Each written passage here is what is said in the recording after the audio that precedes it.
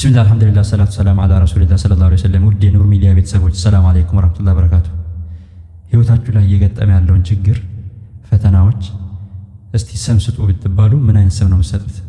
ከአንድ እስከ 10 ሬት አድርጉ ብትባሉ ስንት ነው የምትሰጡት?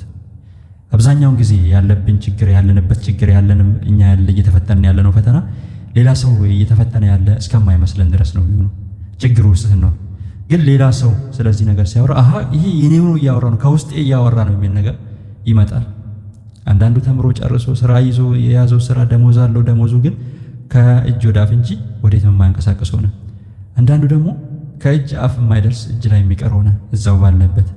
አንዳንዱ ደግሞ ስራ ራሱ አላገኝም ተምሮ ተመርቋል። አንዳንዱ ደግሞ ትምህርቱን ራሱ መጨረስ አቅቶት አቋርጦ ነው ትቶ ሄደው። ሌላው ደግሞ በስራ ዓለም ላይ ለብዙ ጊዜ ለረጅም ጊዜ ውጭ ሀገር ላይ ቆየ። ምንም በረጅም ዓመት ቢሰራ የሚፈልገውን ህይወት እየኖረ አይደለም፣ ግን ስቲል እየሰራ ነው። በንግድ ዓለም ተሳትፎ ከስሮ ሊሆን ይችላል። የተለያዩ ቻሌንጆች ላይ ማለት ሁሉም የየራሱ ወጣ ወረድ አለው። ሆኖም ግን አሁን ችግሩን ማውራት ላይ እንግባባለን። ይሄ አሁን ስናገር ራሱ የኔ በተለይ የኔ ደግሞ እንዲህ እኔ ያየሁት ማናየ የሚል አለ ማለት ነው። ታዲያ ከዚህ ችግር ማውጣት እስቲ ችግሩ ቦታ ላይ አሁን የገጠማችሁ ፈተና ላይ የምትወዱት ሰው ቢወርቅ ምን አይነት መፍትሄ ምን አይነት ምክር ነው የምትሰጡት? ሰው መጥቶ ቢያማክራችሁ ምን አይነት መፍትሄና ምን አይነት ምክር ነው ለዚህ ሰው የምትሰጡት?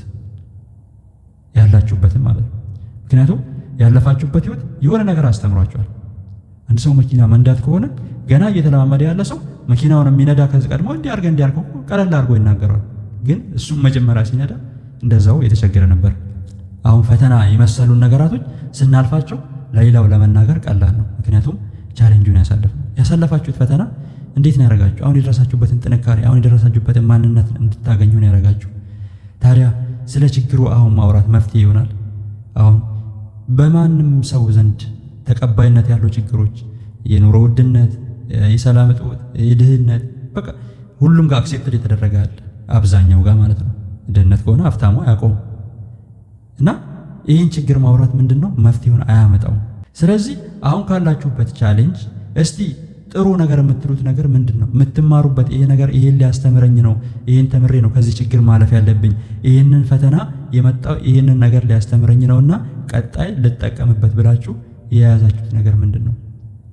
ቅድም እንዳልኳችሁ ለሰው ምክር ለመስጠት ከሆነ እኛ ያለንበት ችግር ውስጥ ሌላ የምንወደውን ሰው ኦር እኔ ሰው ቢሆን መፍትሄውን እናውቃለን። እንዲህ ቢያደርግ ለዚህ እኮ ነው ያልፋል፣ እንዲያርገ ታልፈዋለህ ብለን ነው የምንናገረው። ለራሳችን ሳይሰራም ያ ነገር ካለንበት ቻሌንጆች ጥሩ ነገር ማውጣት አይቻልም?